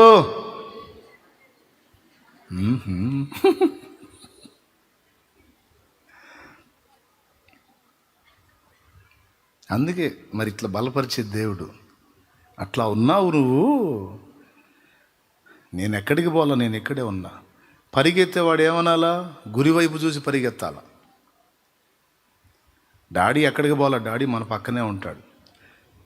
ఈ గట్టు ఉంటాయి, తాళ్ళు గట్టు ఉంటాయి. అయ్యా ఏం గట్టు ఉంటాయి? రోపు గట్టు ఉంటుంది కదా. ఎందుకు లేయ్యా? తాడు గట్టు ఉంటుంది. అటు తాళ్ళు ఇటు తాళ్ళు మధ్యలో వీళ్ళు పరిగెత్తాలి. తాడుకు వెలపడ తింటుంటాడు. ఈరోజు నిన్ను నన్ను అలా మన పాస్టర్లను కూడా ఇప్పుడు అంతే వదిలే నేను. విజయన్న ఉందా ఇంకా? స్తోత్రం. మెలకుగుండు అన్న, మెలకుగుండు. అందరూ ఉండండి. ఒక్కొక్కరిని రంగంలో దించి అట్నే వదులుతా ఉన్నా నేను కూడా. స్తోత్రం. హల్లెలూయా. ఇప్పుడు శ్యామను ఉన్నాడు రెక్క కింద, రేపు శ్యామను కూడా వదులుతా. పరిగెత్తాలి, అందరూ పరిగెత్తాలి, నిగ్గు తేలాలి. తండ్రులు కావాలి, తల్లులు కావాలి, నాయకులు కావాలి, విశ్వాస వీరులు కావాలి, బహుమానం పొందాలి, జాతి నిరూపణ జరగాలి.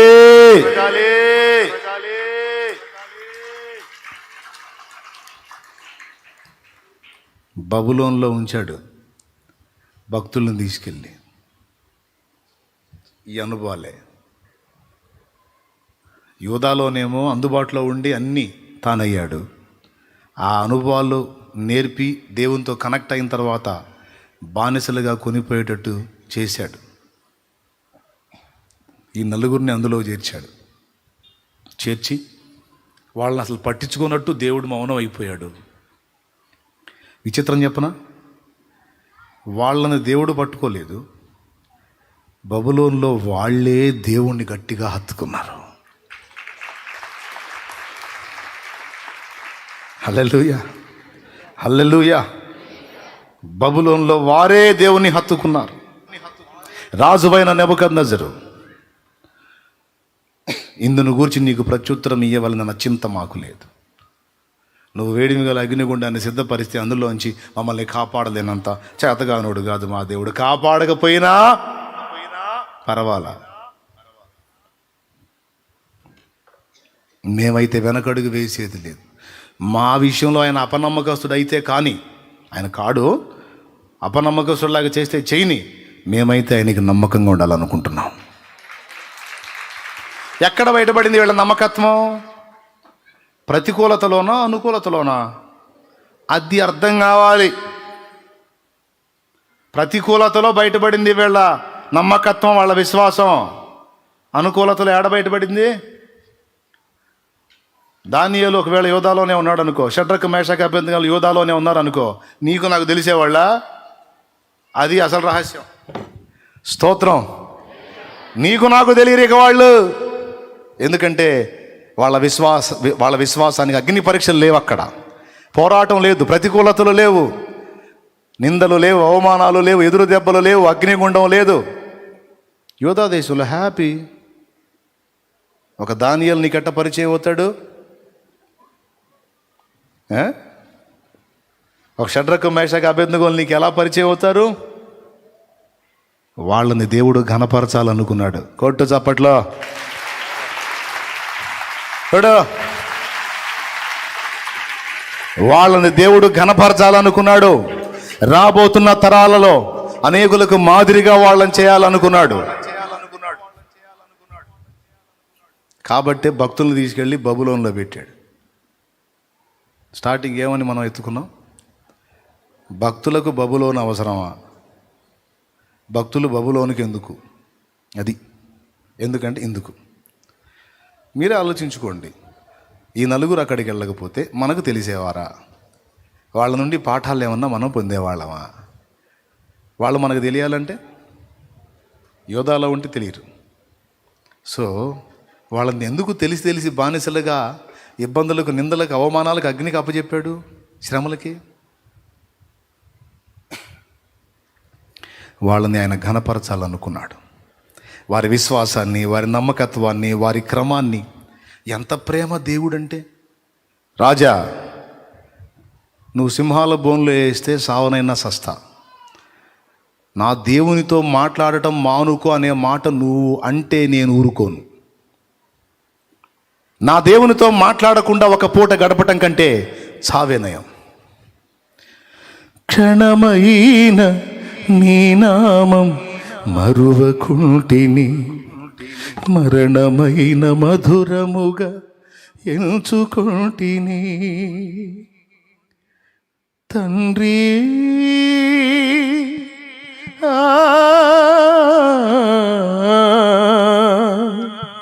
తండ్రి తండ్రి తండ్రి, క్షణమైన నీ నామం మరువకుంటిని, మరణమైన మధురముగా ఎంచుకుంటిని. క్షణమైన నీ నామం మరువకుంటిని, మరణమైన మధురముగా ఎంచుకుంటిని. తండ్రి ఉన్నావని బ్రతుకుచుంటిని, తండ్రి నీ ఉన్నావని బ్రతుకుచుంటిని. నీ కొరకు నేను, నా కొరకు నీవు, నా కొరకు నీవు, నీ కొరకు నేను. నీవుగాక ఎవ్వరు నాకు లేరయ్యా, నీవుగాక ఎవరు నాకు లేరయ్యా. నీవే నీవే నా ప్రాణము, నీవే నీవే నా సర్వము. నా ప్రాణ ప్రియుడా నా యేసయ్యా, నన్ను గన్న తండ్రి నా యేసయ్యా. పూజింతును ఓ పూజార్హుడా, భజింతును ఓ భవదీయుడా. నీవుగాక ఎవరు నాకు లేరయ్యా, నీవుగాక ఎవరు నాకు లేరయ్యా. నీవే నీవే నా ప్రాణము, నీవే నీవే నా సర్వము. యూదాలో ఉంటే అన్నీ తెలియవు. ఇశ్రాయేల్ దేశంలో, యూదా దేశంలో ఉంటే అన్నీ తెలుస్తాయి మనకి. అవి ఏం రావుగా. అగ్నిగుండం వచ్చేదా వాళ్ళకి? సింహాల బోను వచ్చేదా? స్వప్నము దాని భావం మొత్తం మీరే చెప్పాలనే పరిస్థితి వచ్చేదా? వాటిలోనికి నెట్టి అక్కడ వాళ్ళేందో జనానికి చూపి తన దాసులను ఘనపరచని ఇష్టపడినందుననే ఆనాటి భక్తులను అలాగ అనుమతించినట్టు ఈరోజు నిన్ను నన్ను ప్రతికూలతల్లోనికి నెడుతున్నాడు కొన్నిసార్లు. స్తోత్రం, హల్లెలూయా. ఎన్నైనా ఘనపరచని ఇష్టపడినందున నెట్టుతున్నాడు. ఆఖరి మాట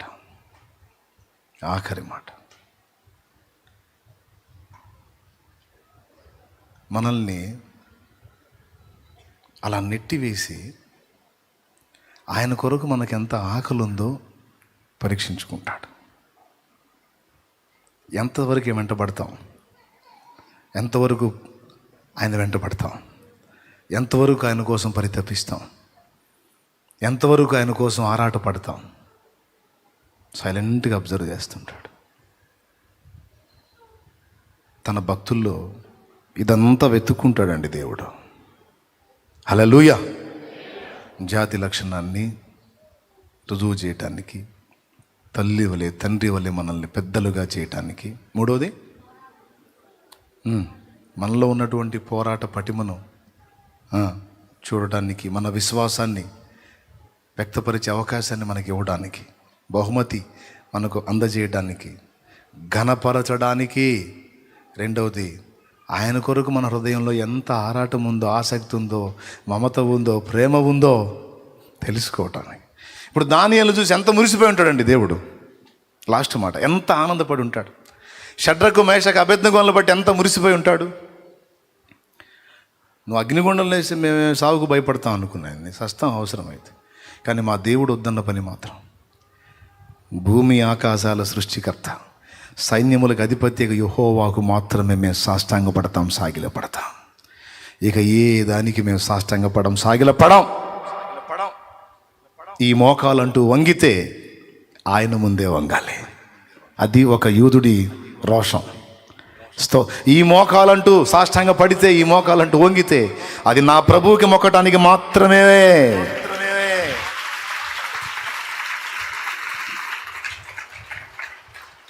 ఈ పెదవి ముద్దాడాలంటే నా ప్రభువునే. ఇక దేనికి మోకాళ్ళలోనకయో దేన్ని ముద్దు పెట్టుకొనకయో ఉందని మా తీర్మానం. ఏమైంది చివరికి? అగ్నిగుండం ఒక వెంట్రుకను కూడా కాల్చలేకపోయింది. సింహాలయ నోళ్ళు మూశాయి. భక్తులు ఘనపరచబడ్డారు. భక్తులను ఆదుకున్న నా దేవుడు మహిమ పొందాడు. దానియేలు దేవుడే నిజమైన దేవుడు. షడ్రకు మేషకు అబేద్నెగోల దేవుడే పూజార్హుడు. ఎందుకు దేవా నాకు ఈ పరిస్థితి, ఎందుకు నాకు ఈ ప్రతికూలత అని అడిగే ప్రతి ఒక్కరికి 6 సమాధానాలు. భక్తులకు బబులోను ఎందుకు, బబులోను చెరెందుకు? బబులోను 2 అనుభవాలు చూపిస్తుంది. 1 శ్రమ, 2 లోకం. ఎందుకు దేవుడు అనుమతిస్తాడు అందులోనికి మనల్ని? శ్రమ అనుభవానికి ఎందుకు అనుమతిస్తాడు? లోకాశల మధ్యలోనికి ఎందుకు నెట్టతాడు? నువ్వు నిప్పుగా నిగ్గుదేలి బయటికి రావాలి. అందుకు నువ్వే సాధించాలి, నువ్వే సాధించాలి. రేపు నీకు సంతోషంతో కిరీటం పెట్టాలి, బహుమానం ఇవ్వాలి. అందుకే ఒంటరిగా చేసి నెడతాడు. ఈదుకొని రా, ఈత నేర్పుతాడు నా దేవుడు నీకు. ఎగరడం నేర్పడానికి, నేర్పుతానికి. నేను వదిలేశాడు అనుకున్నావు పూర్తిగా? వదలడు కూడా. ఎన్నటెన్నటికీ నిన్ను వదలడు. నేర్పుకుంటున్నాడు.